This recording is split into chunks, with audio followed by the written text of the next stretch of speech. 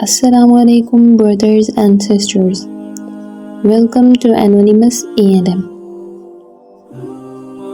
آج میں آپ کو ایک کہانی سنانے جا رہی ہوں. وہ کہانی جو بذات خود قرآن کریم کا ایک تاریخی معجزہ ہے، اور مجھے یہ بھی لگتا ہے کہ یہ قرآن کے حیرت انگیز معجزات میں سے ایک ہے. لیکن اس سے پہلے کہ ہم شروع کریں، میں آپ کو اس معجزے کے پس منظر کی کہانی بتاتی ہوں. پیغمبر اسلام صلی اللہ علیہ وآلہ وسلم کے دور میں، یعنی 7ویں صدی کے آغاز میں، دنیا کی دو دشمن سپر پاورز رومن ایمپائر اور پرشین ایمپائرز تھیں. اس وقت کا رومن کنگ ہیراکلس اور پرشین کنگ خسرو دوم تھا. اس وقت مسلمان عیسائی رومیوں کی حمایت میں تھے، کیونکہ وہ پاک کتاب کے لوگ تھے، جس کے معنی اہل کتاب کے ہیں. دوسری طرف مشرکین مکہ فارسیوں کی حمایت میں تھے، کیونکہ فارسی بھی مشرک اور آتش پرست تھے. 613 عیسوی میں فارسیوں اور رومیوں کے درمیان ایک عظیم جنگ ہوئی، اور اس جنگ میں رومیوں کو اتنی بڑی شکست ہوئی کہ ان کا دوبارہ اقتدار میں آنا تقریباً ناممکن تھا.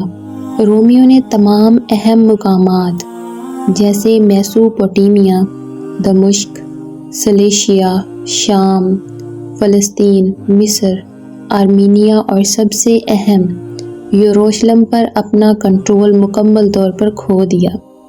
614 میں یروشلم کا نقصان رومیوں کے لیے انتہائی تکلیف دہ تھا، کیونکہ چرچ آف ہولی اسکلپچر کو تباہ کر دیا گیا تھا، اور فارسیوں نے 2 کراس پر قبضہ کر لیا تھا، جو عیسائیت کی مقدس علامت تھی. رومی اس مقام پر تھے کہ گرجا گھروں سے ان کے تمام محفوظ سونے اور چاندی کو پگھلانے کی ضرورت تھی. وہ مالی طور پر اتنے کمزور ہو چکے تھے کہ انہوں نے اپنے گرجا گھروں میں سنبھالے ہوئے تمام سونے اور چاندی کو استعمال کیا، اور یہ بھی ان کے لیے ناکافی تھا. اس لیے بعد میں رومی حکومت کو برقرار رکھنے کے لیے زیادہ رقم کے لیے کانسی کے مجسموں کو بھی پگھلا دیا گیا. ایسے وقت میں جب پہلے ہی مسلمان رومیوں کی شکست پر انتہائی ناخوش تھے اور مکہ کے کفار جشن منا رہے تھے، سورہ روم کی آیات نازل ہوئیں. الف لام میم. رومیوں کو قریب ترین سر زمین میں شکست ہوئی ہے، لیکن وہ اپنی شکست کے بعد 3 سے 9 سال کے اندر اندر قابو پا لیں گے. پہلے اور بعد کا حکم اللہ کا ہی ہے، اور اس دن مومن خوش ہو جائیں گے اللہ کی مدد سے. وہ جس کی چاہتا ہے مدد کرتا ہے، اور وہ زبردست اور رحم کرنے والا ہے. یہ اللہ کا وعدہ ہے. اللہ اپنے وعدے کے خلاف نہیں کرتا، لیکن اکثر لوگ یہ نہیں جانتے. یہ آیات اس وقت مسلمانوں کے لیے ایک سخت امتحان تھی، کیونکہ ان آیات کے نزول کے بعد کافروں نے مسلمانوں کا مزید مذاق اڑانا شروع کر دیا. لیکن سبحان اللہ، آخری آیت کے اعتماد کو دیکھیں. یہ اللہ کا وعدہ ہے. اللہ اپنے وعدے کے خلاف نہیں کرتا، لیکن اکثر لوگ یہ نہیں جانتے.